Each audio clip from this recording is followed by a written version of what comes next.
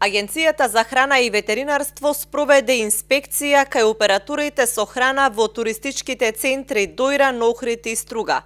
Контролите се спроведени од 5 до 11 јули, а целта е да се спречи појава на евентуални труења и инфекции од храна, кои лесно можат да се случат како последица на високите температури и зголемената фреквенција на потрошувачи во ек на туристичката сезона. Во трите туристички центри спроведени се вкупно 128 контроли, при што кај 61 оператор со храна се констатирани неусогласености кои се однесуваат на недоволна хигиена во објектите, неправилно декларирање на храната, нередовно вршење на задолжителните здравствено-хигиенски прегледи на вработените, неуредно и нередовно водење на записите согласно пропишаните процедури за добра производствена и добра хигиенска пракса и ХАСАП.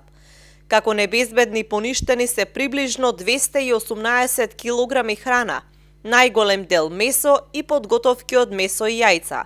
За отстранување на констатираните недоследности, инспекциите на Агенцијата за храна и ветеринарство донеле 20 решенија и една забрана.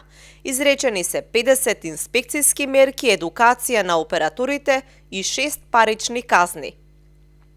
Покрај засилените контроли во туристичките центри, Агенцијата за храна и ветеринарство спроведува зајакнати контроли и во малопродажните објекти во сите населени места, како и во местата каде се одржуваат манифестации на отворено и каде се подготвува и послужува храна.